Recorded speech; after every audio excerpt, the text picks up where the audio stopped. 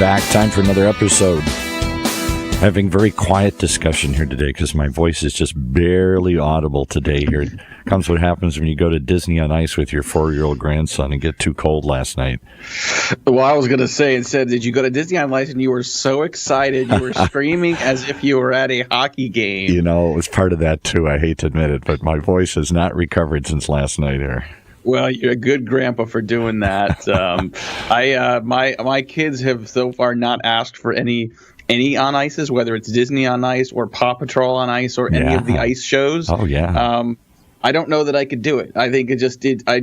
Because I'd have to sit there and like have something else to do. Just, how much am I going to pay to sit and play Angry Birds for an hour and a half while Snow White skates around? I don't know. I just. But hey, good for you, Paul, for taking the grandkids and being a good guy. Well, thank you very much for joining us here on Sales Pipeline Radio.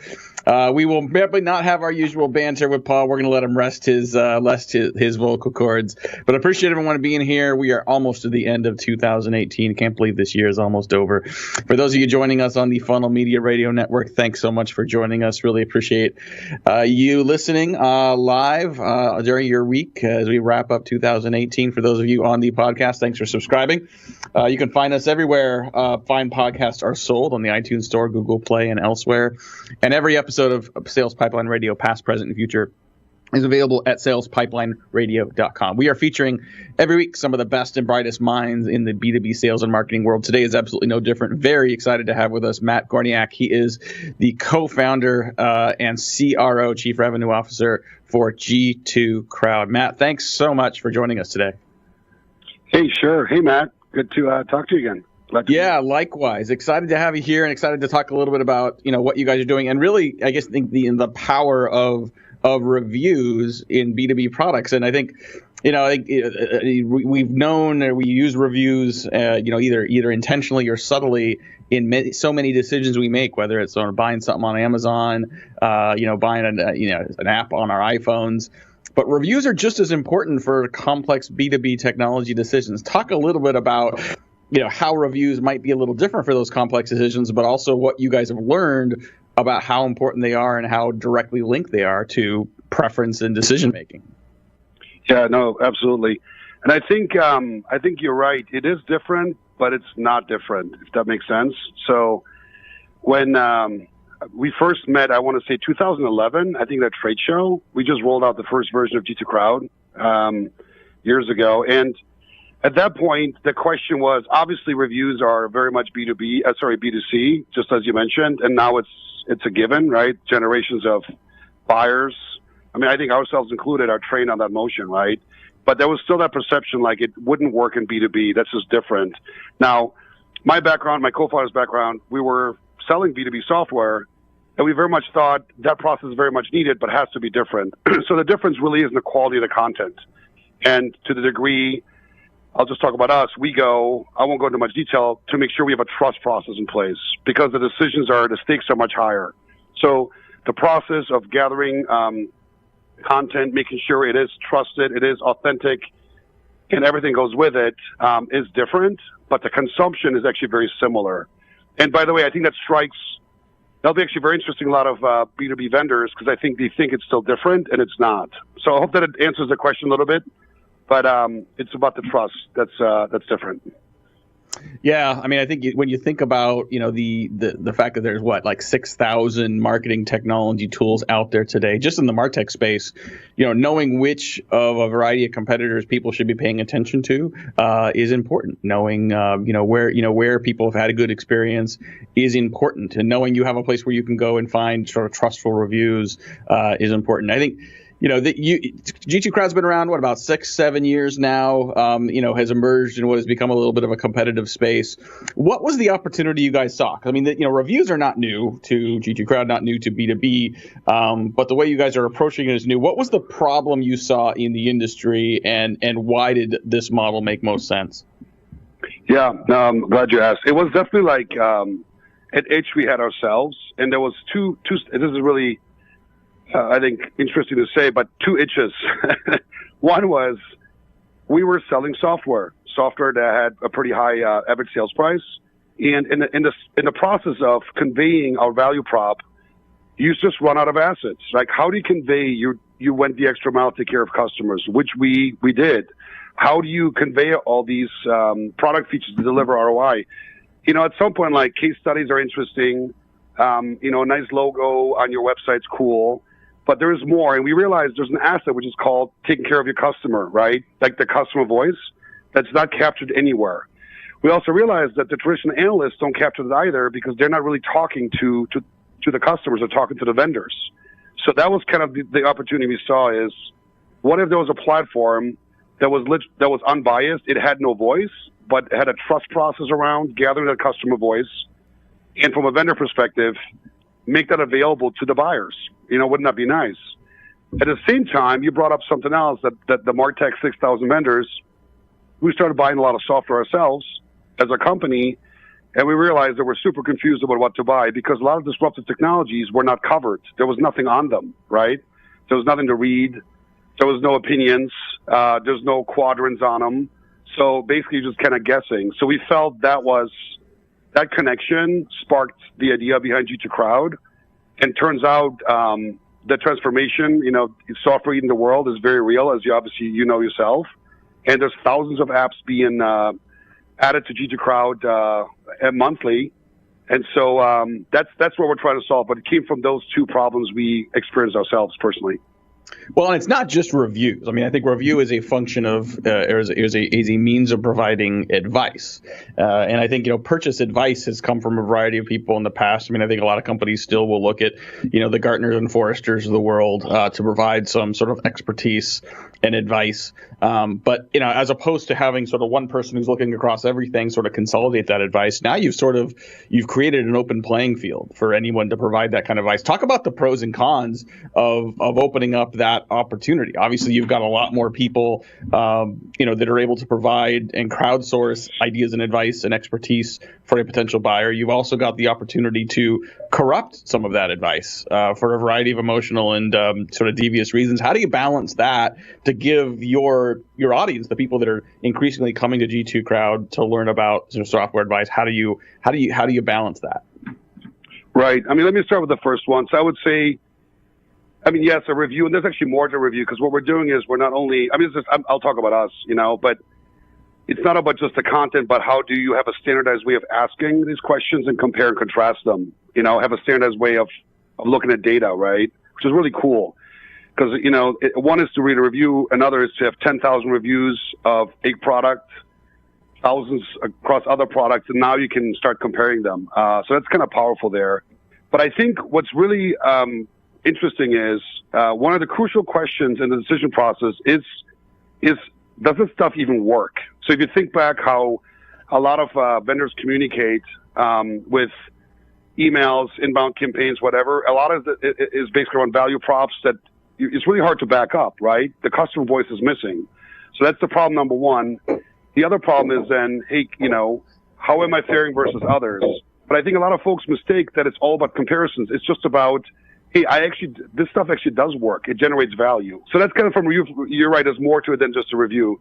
As far as corruption, I think we took a lot of great care of making sure that the contributors to G2 Crowd are they're vetted. You have to have a LinkedIn profile to contribute. And there's a host of processes, automatic and also human, that we do to ensure Q&A.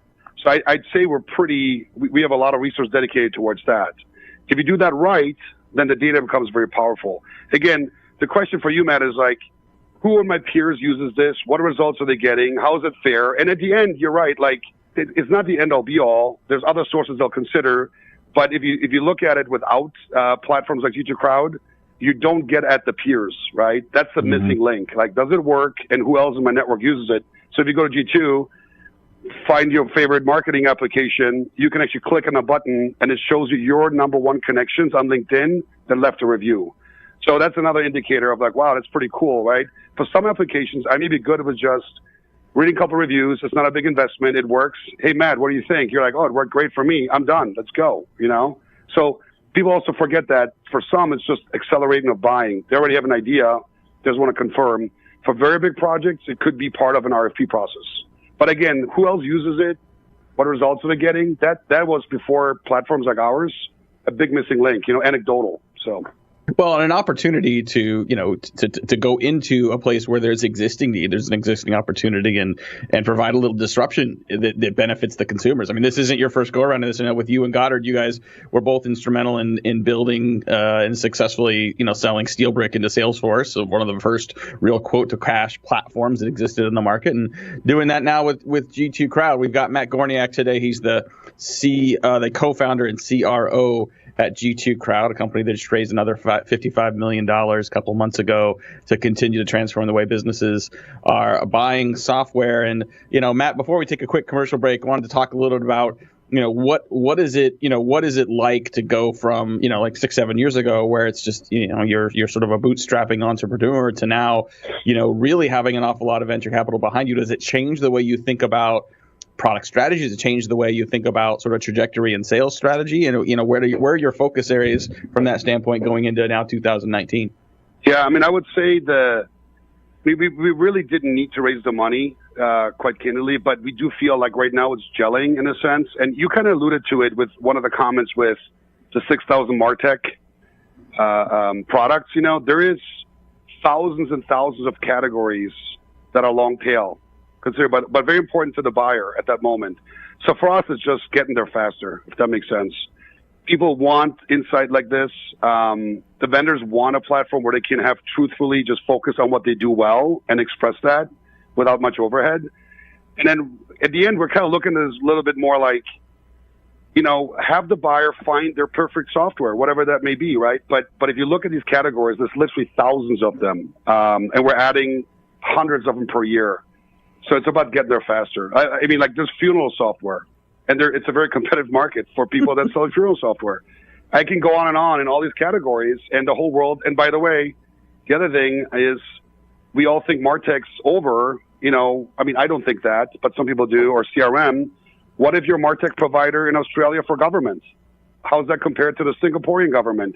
So the world's just getting huge in software. Anyway. Agreed. Hey, we got to take a quick break, pay some bills here. But we're right back with more with Matt Gorniak. We may or may not talk about funeral software. We're definitely going to address the question of whether MarTech is over. But go pay some bills. We're right back. This is Sales Pipeline Radio. All right, we're going to speak softly today here, so everybody turn up your volume. Are you tired of sending sales emails and wondering if they're ever even open?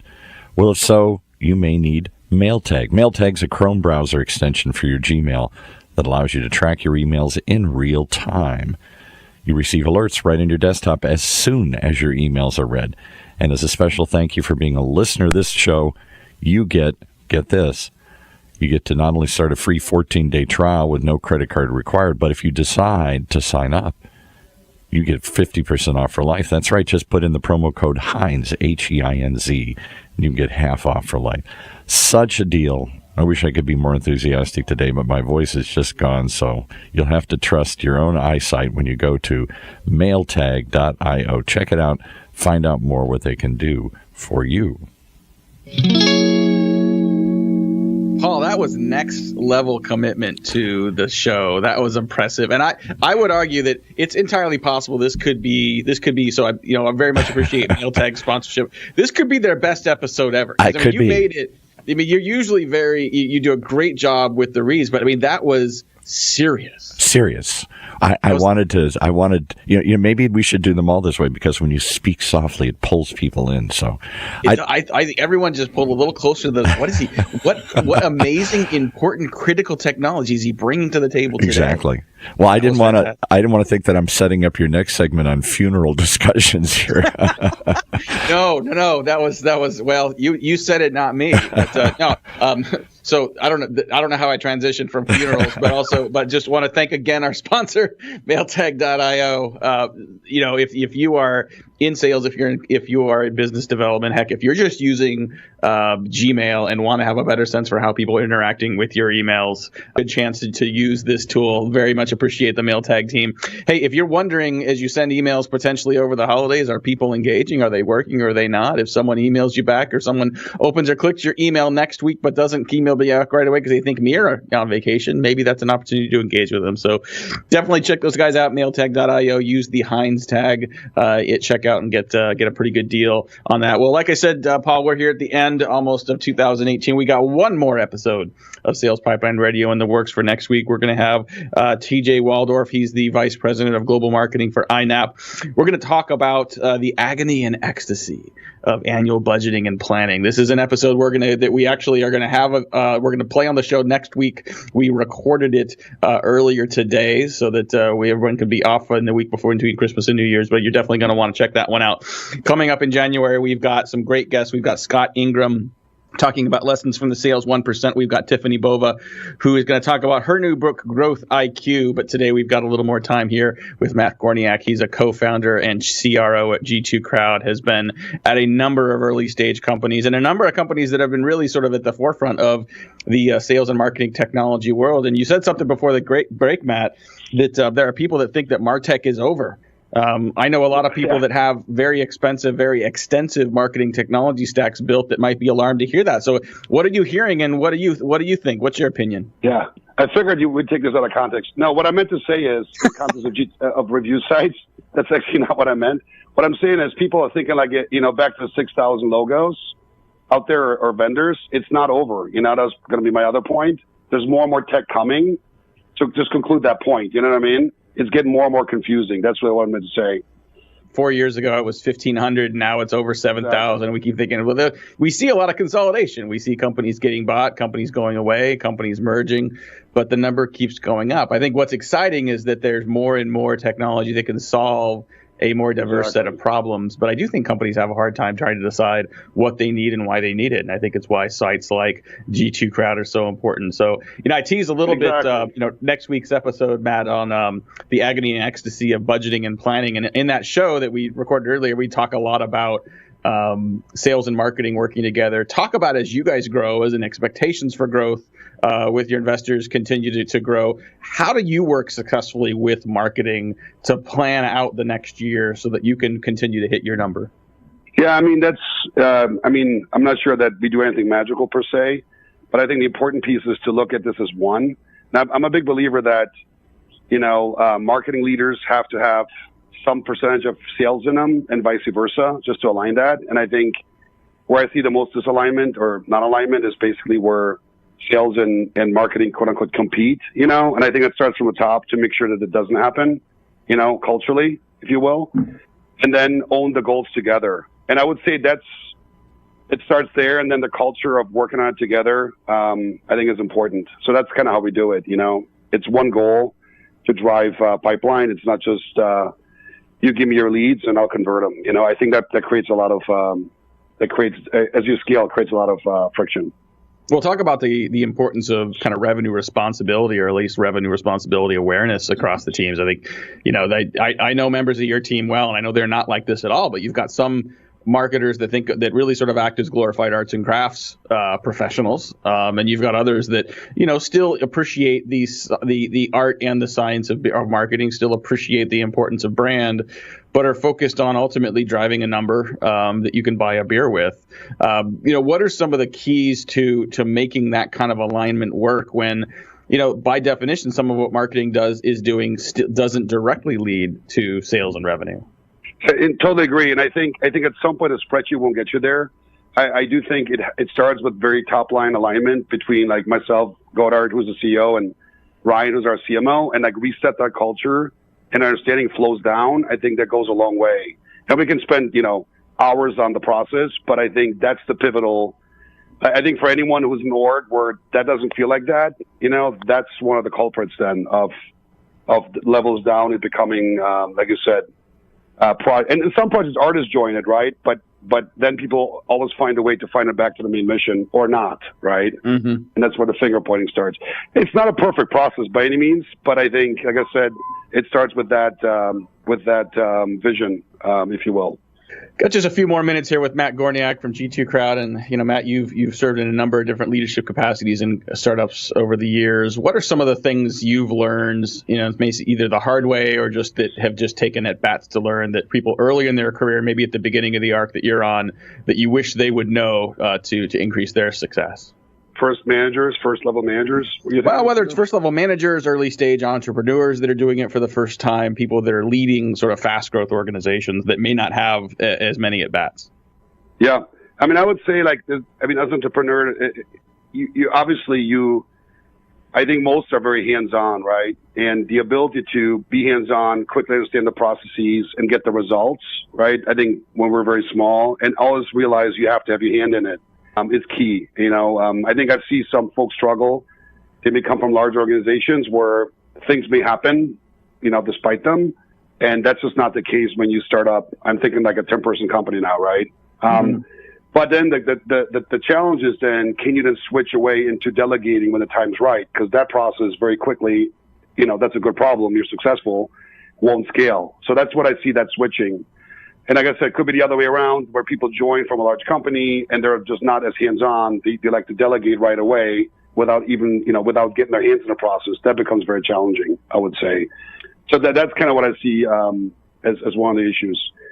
Culturally, another thing is also being very authentic, which I think in small companies is natural. And as you scale, the key is to keep that authenticity as much as you can, which then leads to people sharing issues or coming forward with problems that maybe, if it's not a very authentic culture, may kind of get buried, right? Yeah. So as you kind of move up in growth, there's various gears that you kind of shift up. So it becomes really interesting because they're kind of logical once you look back, but if you haven't seen them before, they're not easy to spot right away as the company gets bigger and you get cluttered with just to-dos and lots of people run around, if you know what I mean. I agree. Hey, last question for you, Matt, before we let you go. In your career and in your own professional development, who are a couple people that have been particularly influential and helpful for you? These could be authors, professors, people alive or dead. But who are a couple people you might recommend other listeners check out and try to read or learn from that have really helped you out as well? Yeah, I mean, I would say the oldie but goodie is the Innovator's Dilemma, like Clay Christensen. I think, especially now, I think the younger generation, I think that book's got 20 years now on it, probably, something like that. It's a really good read because for anyone who wants to be an entrepreneur and kind of see the dynamics of how disruption could work, I think it's a wonderful book explaining the dynamics, the commercial system that gets built up around a very successful company that becomes very big, and then how a disruptor can kind of take advantage of the success that a big company has against it. So I would recommend that book. It may sound very dated, and it kind of is, but I think the physics of it are really compelling. I just reread it again a year ago. So. Yeah, there's books like that and authors like that definitely stand the test of time. So good recommendation. Well, we are out of time. Unfortunately, we got to wrap up here. Thanks so much for Matt Gorniak from G2 Crowd for joining us today. If you're not aware, not familiar, and aren't providing reviews and learning from reviews, definitely encourage you to check out G2crowd.com. That's letter G, number 2, crowd.com. We'll be back next week with an on-demand pre-recorded version of Sales Pipeline Radio. Very excited to finish the year with an episode about the agony and ecstasy of planning and budgeting, and we've already got a great lineup of new guests coming in January 2019. But for today, for my great and hoarse and recovering producer, Paul, this is Matt Hines. Thanks for joining us for another episode of Sales Pipeline Radio.